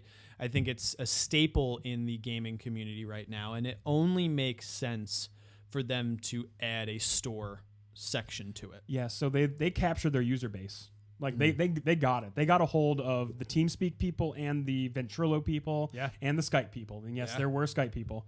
And now they're going full in with their plan. Like I'm assuming they'll take a 30% cut, like Steam, Right. and they'll be able to put curated games on there. I see there's Hollow Knight here. They got a Dead Cells link, Frostpunk, which is that RTS. So the real question is do you start building a new library, or do you stick with Steam? Like as Probably not. as a user of Steam for a long time, like I don't have 12 years. right. Like I don't since the have. beginning. I mean, I have more than two handfuls of games now at this point, but like I'm not tied to Steam. I don't have any stake in Steam. Quite honestly, I don't really launch Steam anymore as of late because I've been playing Destiny. Right. So I launch Discord and I launch Battle.net. So if I launch Discord and my games happen to be there as well, Because you're it's already not, using Discord. It's not a negative thing. It's a No. really smart move. It really is. No, yeah, that's a great point. You're already using it. This also does come out on the heels of, I'm just going to throw this piece of news in here as well. Yeah. Bethesda announced that Fallout 76 won't be on Steam. It's going to be on the Bethesda launcher. And my knee-jerk reaction to that, because that news came out first, my knee-jerk reaction was, well, for fuck's sake, Bethesda. Like, what are you're making me install another thing on my computer. Yeah. I have Uplay. I have EA's Origin. I have Battle.net. I have and Epic Games if I want to play Fortnite. I have like all these launchers on my Tons of computer. them. And I get it. Like I know why console people are like, it's so easy. I just click on the icon and I'm starting the game up. It'll update whenever. Like whatever. Right. I don't care. I don't need to worry about drivers and launchers and all this stuff. Right. But like, damn, Bethesda, why you got to do me dirty like that? Like, I got opinions on Fallout 76 that I'm developing over the course of the pre-launch. Oh, I have my opinions Period. as well. Yeah, but we don't have to go into that now. That it's a game that doesn't really need to exist. But that's neither here nor there. It's neither here nor there. But yeah. I understand why they're like everyone's. So Steam is this monstrosity that exists that has essentially been the only existent store that's worthwhile, right? And now you have other things like GOG has its own marketplace, and you have like all these places trying to vie for something because it's open source. Like there is no Xbox Live is the Xbox Live store, and that's fucking it. You have no other choice. On the PC side of things, you do. So everyone's trying to say, oh God, Steam is this monopoly that everyone's pouring. Like they don't even have to make games anymore because they just created a marketplace. So it makes sense that that Discord's like, okay, even if we get 20% of the user base of Steam to use Discord, they're going to be making more money than they are already making now because it's a free platform, right? No one's buying Nitro. Jesus, how many people do you actually buy Discord Nitro? I know a few people. But yeah, I so thought you out were of their considering whole that base, recently. though, right? I was considering it for the use of emojis across all platforms, but that's just because I'm a nerd. But and it's the same way with Bethesda, right? If you have the Bethesda launcher on there and you're in there all the time and they're pushing like, hey, this game's on sale, you might buy more Bethesda titles because you're already in the launcher. It's annoying, but I get it. I do. Yep. I think for Discord's storefront to do really well is the only thing they have to do better than Steam is being able to curate their games a lot better than Steam curates their games. This was in the news a week or two ago. It was realized that 2 new released games on Steam had crypto miners baked into their game. No, so people were really? so these games used like extra CPU and GPU power to mine cryptocurrency, and it did a whole lot of other shady things behind the scenes too. So like in order for Discord to do well, I'd say if they could guarantee these games, like any games showing up on the store, like the review process for the game. Yeah. If there was some kind of review process, absolutely. That's all it would take for them to be really successful because you're already loading up Discord. That's what I'm saying, man. Yeah. Like I honestly, the only time I've launched Steam in the past few weeks, besides me playing a few rounds of PUBG the other day, was literally because I clicked on it by accident when I meant to click on my Discord fucking pin. Like, because I launched. I just have that shit boot up on like I launch Discord every time, regardless if I'm playing, because I'll respond to something in the Discord chats, right? Like I'm already there. I'd rather just be in one place. Like I honestly don't give a shit about Steam. Yeah. So I'll start buying everything in Discord. I really would. So I think it's a smart move. How it pans out will be how successful they are with things like you're mentioning, curating, like what games they're offering. Like if I'm only able to get like a small percentage of games, like that won't be successful. So it has to be just as competitive as Steam. Did you turn on two-factor with Discord? I did. Yeah. Cool. I want to make sure. Yeah. I turned on two-factor. Because I have some games in GOG. Like I have fucking games everywhere now. I think the only major game I have in GOG is Witcher. I started with Witcher and then I got the Stalker series on a What's serious. GOG? Good old games. Good old games. Yeah, they're bought by CD Projekt Red. I think CD Projekt owns Red them. Oh, okay. And that's what they used to like launch The Witcher. But Witcher's also on Steam. I It think. is on Steam, yeah. But it's DRM free. Every game, their big thing is everything is DRM free. Yeah. So you don't need to worry about like Denuvo, because Denuvo gets a bad rep for like holding players hostage from the games that they buy sometimes. So that's a whole other can. Yeah, of the worms. only reason why I bought Witcher in GOG was because that had the flash sale and Steam didn't. That's right. I Right. think that might have been what I did too back in. It had 2015. the Game of Year edition for like $25, and I was like, yes, please. Mhm, And then mhm. I fucking never played it. So, Oh yeah. such is my Steam library. Yeah, my Steam library is so massive, I couldn't ever not have Steam. No, know what I mean? I don't think you would replace it, but I think you No. could start with new games if you wanted to inside of Discord. Like maybe the next new game that you get is Red Dead Redemption 2 inside of Discord. Yeah. That would be real weird. But if it's Rockstar, I have a feeling they'd do something. Was like, that a segue? It was a really damn good Such a segue. segue. So let's talk Here about I it. am. Proud of you. Thanks, man. Felix, what did you think of it? You're high on this game. Nah. Well, hi. Yeah, you're like yeah, I'm ready for some Red He Dead. doesn't seem thrilled right You don't now. seem thrilled. Oh no. I'm thinking about like popping on Red Dead Redemption and like reliving that and then like rolling it right into the Red Dead 2 launch. I have a pre-order, Sure. but So what did you think of the video that they released this week? The if I'm gameplay video. if I'm a crazy, lunatic gamer than I am, then Yep. yeah, I'm real excited about all these features. It's going to be amazing. But like, if I'm outside of my body and I'm looking in, it really does look like more of the goddamn same. Sure. Now, I'm not upset about that, but this gameplay trailer did not tell me about a new amazing. For instance, GTA 5, not online, offered a new mechanic that in one of the gameplay videos of GTA they demonstrated to me that revolutionized a 3-person narrative story. You could jump dynamically between the 3 main characters by going up to space and coming back down as you played the story. And it was super cool because when you would come back into Trevor, he'd be drunk and like randomly roaming around. That's cool. Like it seems like for Red Dead, they went back to, now we're back on one single narrative, one character. You follow his mission. It's going to have the same kind of cliche, Western narrative arcs that we've seen recently in Westworld, going all the way back to, Right. to all of the movies with Clint Eastwood, So like I'm fine with that, and that's going to be more of the same. I don't think I'm going to be able to fully ascertain whether I'm excited until I'm in it. Right. And I'm in that huge immersive world, and I start to see some of the ways that they nuanced the old mechanics to be better in the new game. This was just to wow you on what it looked like. Right, but the Right? first one was, and how many trailers have they had? 3.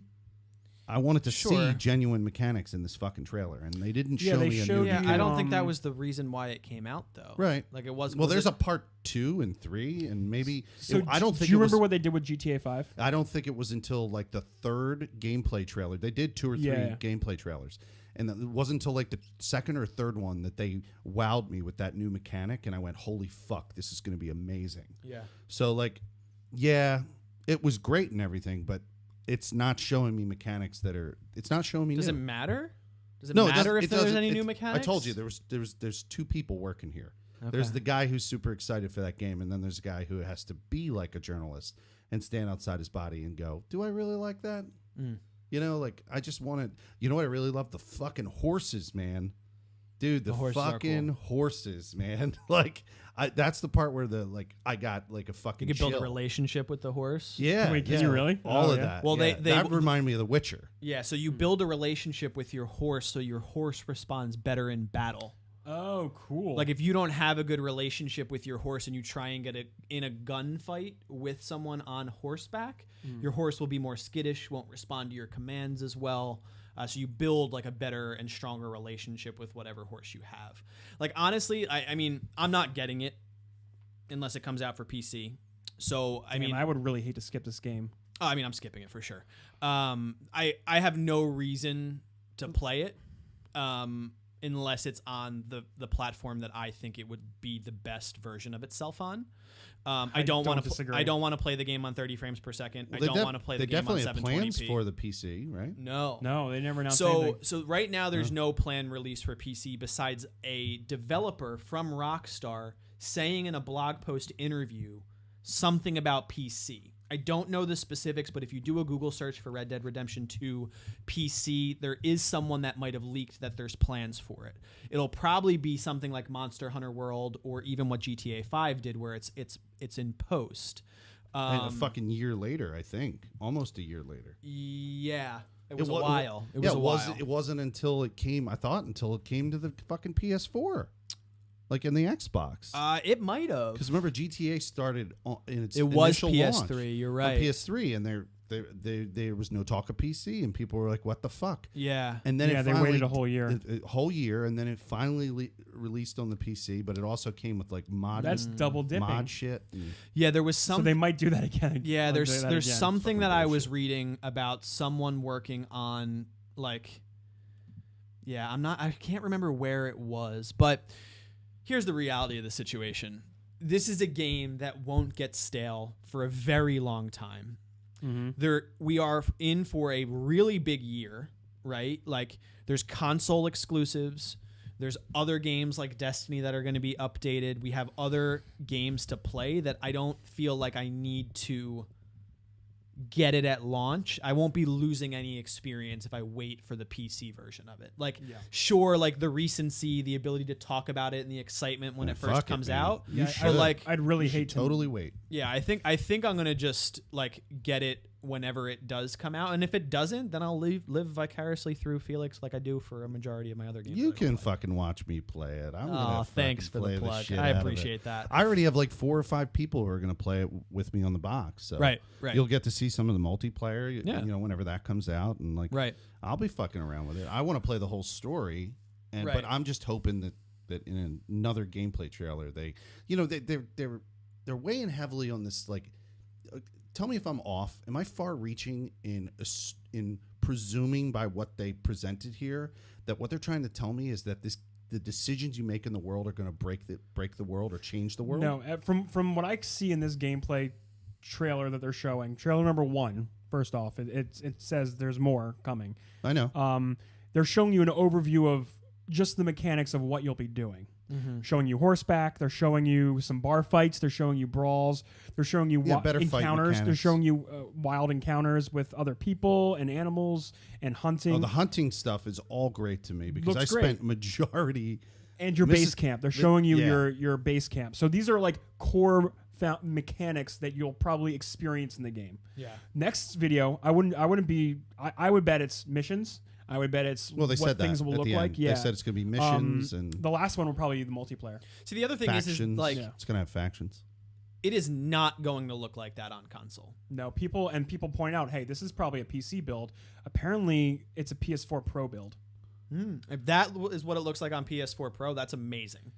So you have a 4K TV. You could get a PS4 Pro and be like, yeah, boy, why would I go. do that? I know. You know what I mean? Why would he? I mean, I guess I could do a PS4 Pro for exclusives, but I have a PS4 and it supports HDR, and HDR does more than the 4K resolution does. I mean, hell, I'm playing Spider-Man and I have to play it on PS4. So right. Well, I mean, the only I'll keep my PS4 to play Last of Us. Last of Us 2, yeah. But like to me, like looking at that landscape scene and seeing how gorgeous it looks open world, like I'd want to play that on my PC. I really would. I know you should. Yeah. Seriously. Yeah, but if it doesn't, it's going to be disappointing. I didn't realize it wasn't even announced. No, it's really surprising. That's fucked up. That was the first thing I noticed when then again, it's not because GTA 5. Right, it's true. Fucking whole year before that shit came out. Sure. I thought it was at least announced though, but maybe I'm just thinking of the online. They announced the online. They said, and GTA Online's coming very soon. Yeah, and then it was like a couple of weeks or months after GTA came out, the online came out. Yes. Right. I remember that. But yeah, it was like a whole year for the fucking PC version. Yeah. And I mean, it might do the same here. I mean, Monster Hunter was a very long gap in between. It's out now, by the way. It just came out. I know. Like this week. Yep. Yeah, Rockstar, now that I think about it, Rockstar, they're just console jockeys. they're just more confident in their engineers' ability to build in console. Think about they released GTA 5 3 times. That's and that game has made way more money than the development cost. They've already made back. Apparently, I heard they made back their cost in the first day of sales on the PS3 and 360 version. Then they had the next gen game systems, and then they had the PC sales, and then every other microtransaction that they still make on that game. Christ, I wish I was fucking CEO of Rockstar right now. Seriously, or just be invested in the company, like you are, like I am. Hey. So what else? What else we got for news? The last thing, Nintendo had another Smash Brothers Direct this week. That's right. A lot of new stuff. Actually, a lot of surprise stuff. They opened the video. Did you guys happen to watch any of this? So I watched. Well, I read a lot, mostly memes of Luigi dying. Yeah. What? So in the opening scene, this is how they introduced the characters. In the opening scene, you got Luigi with his vacuum. You know Luigi's Mansion. Oh yeah, Luigi's Mansion. And fucking Death with a giant scythe comes out. The Reaper. Yeah. Just fucking takes a swipe at him, and you see his like soul leave his body, like a ghost leave Luigi's body, and everyone's like, "Yo, they just fucking murdered Luigi." And then they announced the Castlevania characters, Simon Belmont, and the other one is that's cool. God, who's the other one? Simon Belmont and I'm gonna get it. Richter Belmont as an assist trophy from 3. Cool. Yeah, I guess so. I'm not familiar with the Castlevania games. Third one, I believe. Yeah, so that was like a whole like CG. It's a funny cutscene. So there was all like R.I.P. Luigi memes, like from his first appearance to 2018. I forget the year they first came out. But Jason Schreier wrote a. That's good. He wrote like in memoriam. Oh yeah, he did like an obituary. He did an obituary for him. An obit. Yeah, that was pretty good. The next thing they announced was more Echo Fighters. I'm gonna get to this one last. They announced more Echo Fighters. Dark Samus and a bunch of other Fire Emblem characters. Like, who cares at this point? There's like 20 characters in there from Fire Emblem. I'm gonna get it. Oh yeah, fuck yeah, you are. Yeah, we're gonna get in it, buddy. We're gonna switch it up. We're gonna switch it up with this. So they announced that they're showing all these returning stages. They announced morphing stages, so you can pick 2 stages, and then during the fight, it will morph into the other stage. That's pretty cool. Yeah. Oh. So they announced there will be a total of 300 playable stages from across all the games. That's crazy. So they're bringing all the. I'm like, Jesus Christ, like, just inject it right in me. Okay, they're gonna snort it. Just snort it. Put that Nintendo right there. Put it right there. Put it right there. So they announced there's going to be a whole music section. So there's how many tracks this is? Over 900 compositions for this game across all the games that are involved in this, and you'll be able to plug in some headphones, turn the screen off, and use it as a media player. Just listen to Smash Brothers music. Fucking nerd. They even showed like a video of this woman. They showed this woman like with her Switch going like, I'm gonna pick the Zelda soundtrack, and then she like turns her screen off, puts it in her purse, and like walks down the street with her headphones in, listening to her Switch, jamming out. I'm like, this game. They really want this game to be like the definitive Smash experience. This is it. This is the game. No more after this. You never need to play the Smash again. You should just die. Talked about more items. Like Luigi. More Pokemon, assist trophies. The classic mode, single player mode will be in it. Other kinds of stuff. Oh, this is a key one. They're going to let you have preset settings for game types.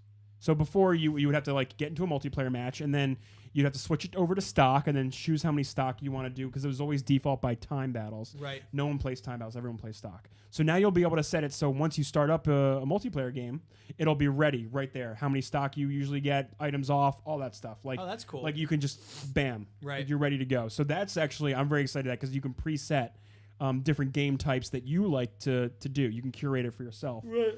There's going to be a tournament mode and a better training mode showing arcs, like when you like hit someone, it'll show you the arc at which they'll fly at certain percentages, so you can practice juggling, and you can do any kinds of and the background's all is a grid, so you can accurately see how you're hitting people and how far you're. This is played like it's like getting real serious. You're making like, no, you don't want to condescend this, because this is kind of like them making like private servers so you can practice. Like shooters and stuff. You're right. Isn't it very pro? For parts of the world? Yeah, I mean, I think they're trying to make this the definitive competitive edition of Smash. Yeah, that's what I People thought. still play Melee. People, They still play Melee, yeah. I still think that Melee will still end up being the game that people play over this. I think they're trying to get people to move on to this specifically. Stop playing the old one. Stop. And I don't want to shit on the fact that they're adding things like practice mode and the ability to fine tune your skills and stuff like that. Like that stuff's cool. Yeah, I thought you were going in that direction. I'm like, no, I mean I was rolling my eyes. You are rolling your but eyes. you should Yeah. check me. yeah. It's just because I'm not a Smash fan, and it's just Right. like, why do they need this? But there's a big community around it, so it is cool. Yeah, I mean, this Ramen, like he's Fuck Ramen. well, fuck Ramen, but like he's like pretty. He's fucking not even gonna serious. play this. He's gonna play Oh, yeah. Melee He still. said that. Yeah, he Fuck said that. he's passionate. but this Yeah, you're right. He said that he's more. He's not. He doesn't like this as much. Wait. Yeah, the why- last time I talked Yeah. to him, he's still gonna plug his GameCube controller into his fucking Mac and play Jesus Christ. Melee. All right, So Ramen. in Europe, they announced like this whole collector's edition for Smash Brothers, which I would get because it includes the game, the adapter for the GameCube controllers, and a GameCube controller. So yeah, a USB adapter for GameCube controllers. I would do that. I still have GameCube controllers. I just need the adapter. Huh. Wait, yeah. you play the new game with the GameCube Correct. controller. GameCube controller is think that's apparently like- the best. It's like buying the you know how like buying an Elite controller is the Yeah. best possible way. Well, playing this game With on the GameCube. GameCube's controller is the Feels best the version. best. And, Best. and you know what? You're not wrong. It's not wrong. Do you know 'cause that Ramen's wife bought him an unopened brand new GameCube controller for like a gift because they're super rare and super hard to find as like they a brand new remade them for controller. the Wii U version, But this is a pre-Wii U version. This is like an original shit. like GameCube controller. like the real deal, yeah. circa 2000. Is Is Yeah. this so he won't like open it and like it goes? No, on this the is so he shelf? could use it because like his was starting to break down. I Oh, think. I see. Wow. And they're like, it's the best way to play. So it's funny because I've played. He loves that game. He does love it. I played a shit ton of Melee back in the day, some Brawl, but once I played the Wii U version with their Pro controller, I was like, this is fucking garbage. This feels like crap. I need that C stick. I need the small B button and the big A button. I need those things because that's just what distinguishes the gameplay, the control of it. Dude, I'm with you. I mean, you're smiling. You're like, this is stupid. No, but- no, it's not. I'm smirking because I think about the way that I play shooters and the things that I like and require, and it's just I've never been a fighting game person, so it's Right. hard to I'm translate. not a fighting game person either, but Smash is something I've played for years. Right, but then you technically are. I guess so. Right, Okay. because like you I'm no like, Street Fighter like player, no, though, you know but what I like mean? I never connected well with Smash. Like it was a thing that I played growing up, but like I never really liked it. I'd rather play like Spend a lot there of were- hours There were a playing that lot game of other games that I people. would have I rather play GoldenEye, I rather play Mario Party or other games. Yeah, how than about that controller? Um, Fucking N64. oh, what a controller. piece of Exactly. shit. Yeah. Yeah, My fucking, God. let's. Do you ever bring go this back and try to and the fuck center. with that? No, I Yeah, don't. I have an N64. Menti, have an N64. Menti had like an outdoor party and he had like GoldenEye set up. That's and cool. I remember myself, this is just going to be a weird statement when I make it, so don't laugh too hard. I remember myself being the best GoldenEye player I knew. Like I was Whoa. like really, back in the day. yeah, back in the day. Right. Like I was really good at GoldenEye. But I went and tried to play GoldenEye on that like old controller and I was just like, God damn, this is so fucking hard. Oh man, that piece of shit, man. That controller's terrible. It's not great. And then for so long, I didn't know the C buttons on the N64 controller let you sides like strafe. Oh yeah, yeah. I didn't yeah, know yeah, that. Yeah, yeah, For the longest time, I never strafed. No, that's how I was so good at it. Because you were using those Because C the buttons. strafe was how Yeah. you got everybody. Dude. Those C buttons were like your right stick. Yeah, I could like I could move so fast with those strafes, like back and forth. and No people odd were just job, So though. fucked up. No odd yeah. job. So funny. No, it was terrible, dude. It's like hopping in Call of Duty, where you hop all the time. You know the people who hop all Oh the yeah, time. yeah. Fucking hopping, fucking bullshit. So there's a bunch of other net things that they like. This is jam packed. There's a lot of Yeah. bullet points on the article. There is like another thing like you can turn this on in the game. There's a final smash meter that builds up, so it'll build up and then you could do like your final smash move. There's a whole bunch of stuff in here that they're letting you play with and turn off and toggle, but they're adding all these things in there just to kind of balance it out a little bit more. I think this is a good way to go about it, right? Like I think adding all of these features, adding all of these characters, like is definitely the best way to say, okay, this is our newest version of Smash. You know what I'm saying? Like, I think any other way they would have tried to do the next gen version of like Smash wouldn't have been as successful. Okay. And I don't know, like, maybe the nitty gritty competitive community is not going to play this, but like overall sales, I think, will be more successful because of everything they're adding into this game. Oh yeah, right? for the kids and shit. Well, just in general, like for chew it up. people, For people anyone. of all ages. right? Whether you're trying to play it because it has characters you love, or it's a new fighting game for you, or because you've always wanted to be able to have a practice mode inside of your, Smash game. So I think it's the smart move on the their most part. appealing factor is that it's for Switch. You can Yeah, I can true. put it on this table right here and we can play right now. Yeah, we Like, could. Just December 7th first. That has to come first. Then we can do We that. have to get to that date. We have to get to that date. Then we can do that. Right. And then I can plug it into a TV and then play it there.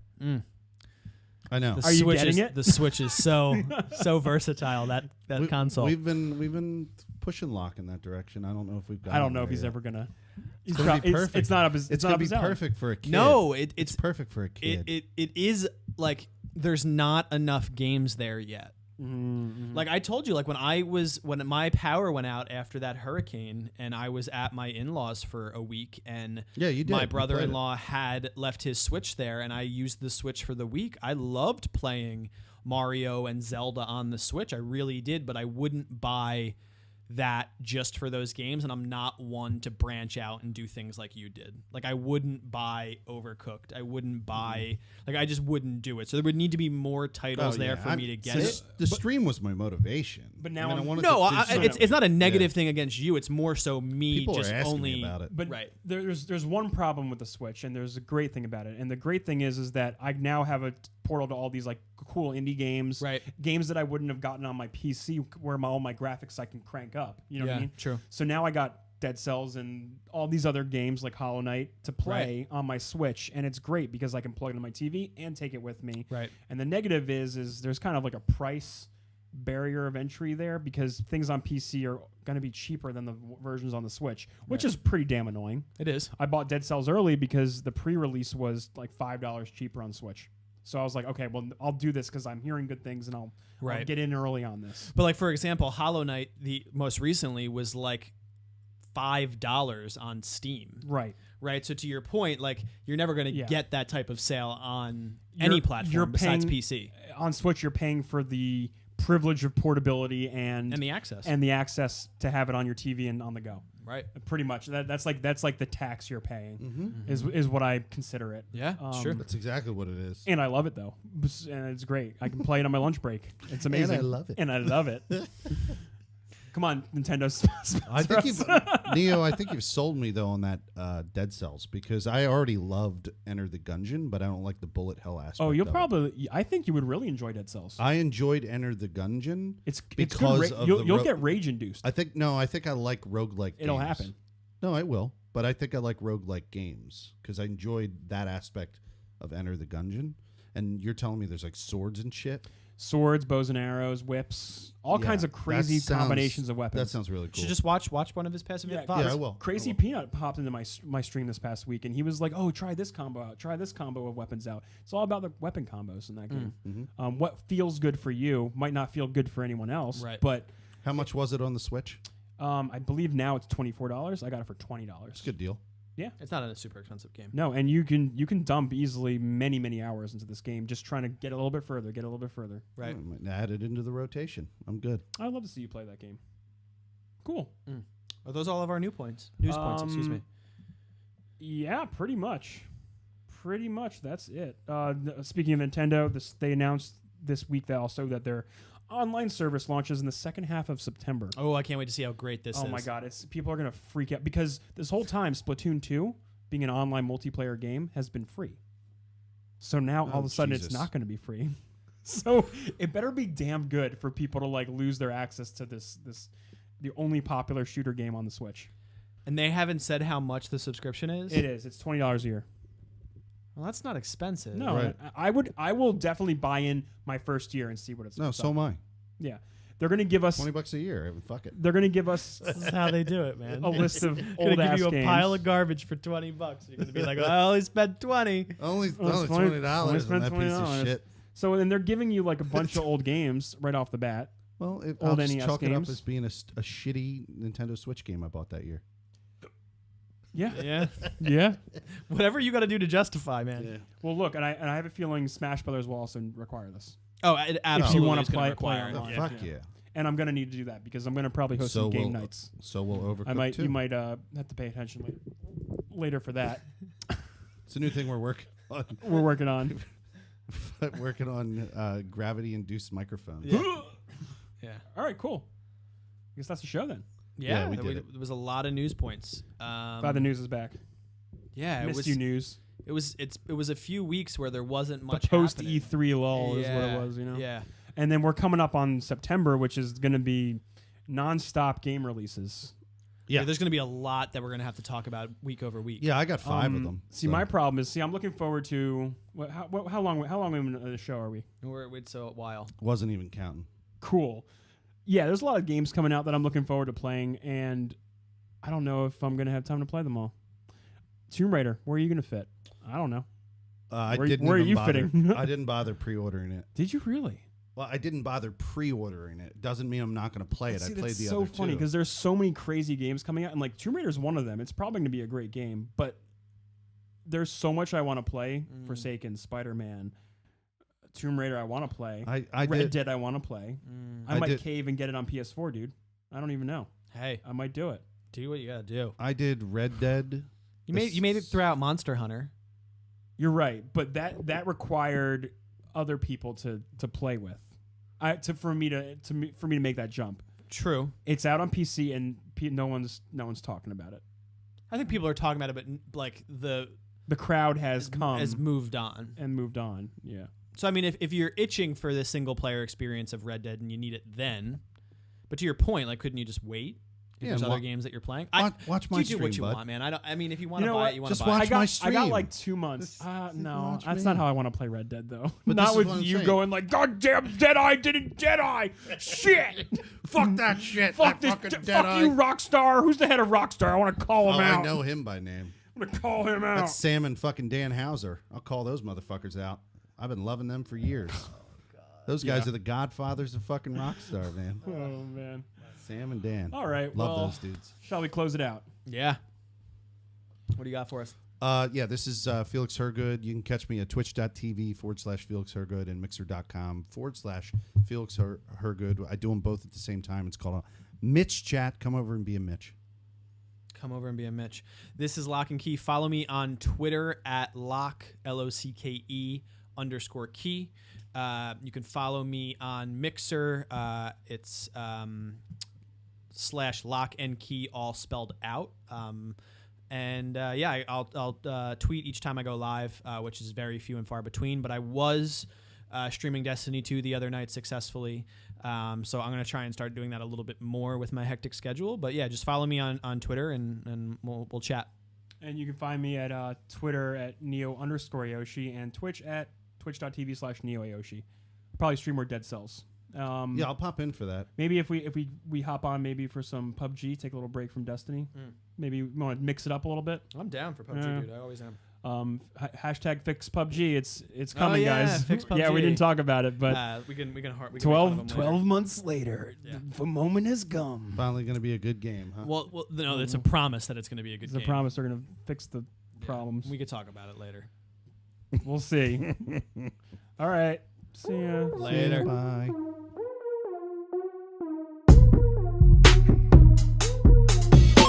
Can you check in and see if Tuna's still asleep on his stream? Oh. Tuna's been asleep for like 2 hours. I watched. Were you watching? I opened it up Yeah, too, yeah. opened it up 'cause Oh, you here we liked go. it. Let's see if he's still there. Oh my god. Wait, hang on. Fucking Twitch app is all like. How many people's I'm going to follow him. Got 12 people watching. There we go. Yep. Oh my god. Tuna's still snoozing, dude. Has he moved? I'm worried now. No, he's just sleeping. I know. I can't. Yeah, his arms now up above. Yeah, him. It wasn't he before. was not the same way before. Oh my god. That's totally against the TOS. I know. It's hilarious.